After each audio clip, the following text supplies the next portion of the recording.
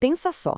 Imagina uma vida tão conectada com o divino que, em vez de terminar em morte, ela simplesmente continua na eternidade. Essa é a história de Enoque, uma das figuras mais misteriosas e fascinantes da Bíblia. E apesar de poucas linhas serem dedicadas a ele, o impacto da sua vida ensina pra gente o que realmente significa ter uma fé que agrada a Deus. Ok, vamos entender isso aqui. Esse versículo é a chave de tudo. Ele mostra o destino inacreditável de Enoque. Ele não morreu, foi levado direto por Deus.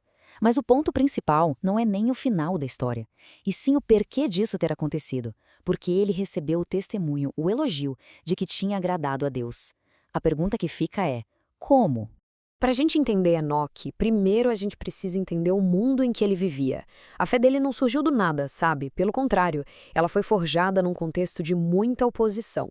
E aqui o contraste é gritante. De um lado, você tem uma cultura inteira indo numa direção, se afastando cada vez mais de Deus. Do outro, um homem, sozinho, tomando uma decisão radical. Enoque decidiu não ir com a manada. Ele escolheu caminhar na contramão, numa jornada pessoal e diária com o Criador. E olha, essa caminhada não foi um evento de um dia, um momento de empolgação que passou. Gênesis fala que Enoque andou com Deus por 300 anos. 300 anos de consistência, de comunhão diária. Isso muda totalmente a nossa perspectiva.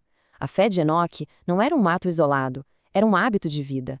Então, o que definia essa caminhada dele? O grande apoio que Deus deu a Enoque não foi apenas o destino final, mas a sua presença constante em cada passo. Deus se tornou literalmente o seu companheiro de jornada. E vivendo essa fidelidade num mundo tão infiel, Enoque acabou desenvolvendo algumas características bem únicas. Basicamente, 3 pilares sustentavam a vida dele. Primeiro, a constância. A fé para ele não era um programa de fim de semana, era uma prática diária. Segundo, a aprovação divina. Num mundo que já se importava muito com a opinião dos outros, o único like que ele buscava era o de Deus. E por último, a diferenciação espiritual. Ele vivia no mundo, mas não se deixava levar pelo ritmo maluco e corrompido. Ele marchava numa frequência diferente, a frequência do céu. E o resultado de uma vida assim foi algo fora de série.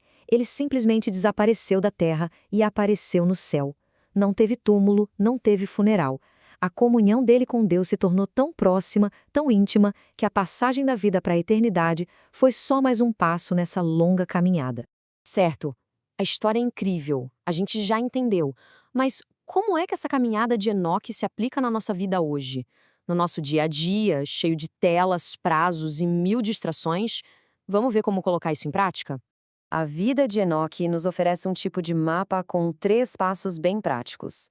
A ideia, claro, não é replicar as circunstâncias dele, mas sim adotar os princípios. Praticar a disciplina da presença, buscar a testemunha invisível e encontrar o ritmo de Deus.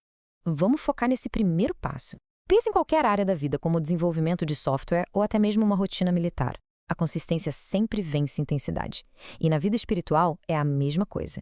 Vale muito mais ter 5 minutos de comunhão real, focada, todo santo dia, do que horas de um sentimento religioso super emocionante uma vez por mês.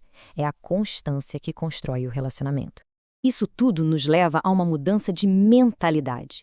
Para quem estamos vivendo? Para quem é a nossa performance de cada dia? Porque a motivação interna lá no fundo é o que garante a constância. Essa é a pergunta que a vida de Enoque joga no nosso colo. A gente vive na era da performance e da imagem pública do post. A lição dele é viver e trabalhar para a única testemunha que realmente importa. É um chamado à integridade, a viver de uma forma que agrade a Deus, mesmo quando ninguém mais está vendo. E, finalmente, o terceiro passo. Se a cultura ao nosso redor vive na ansiedade, na pressa, no desespero, caminhar com Deus exige uma escolha consciente por um ritmo diferente. Sucesso não é chegar primeiro, mas chegar bem acompanhado. E, para isso, muitas vezes, é preciso simplesmente diminuir a velocidade. E isso nos leva à grande conclusão, a lição mais profunda da jornada de Enoque. O foco dele não era só o destino final, mas a transformação que acontecia a cada passo do caminho. E isso aqui resume tudo de forma brilhante. O maior milagre na vida de Enoque não foi ele ter evitado a morte. Não. O verdadeiro milagre foi a pessoa em quem ele se tornou ao longo daqueles 300 anos de caminhada. A fé não é sobre o que a gente faz para Deus, mas sobre quem a gente se torna enquanto caminha com Ele. A pergunta que fica no ar é: quem estamos nos tornando em nossa caminhada hoje?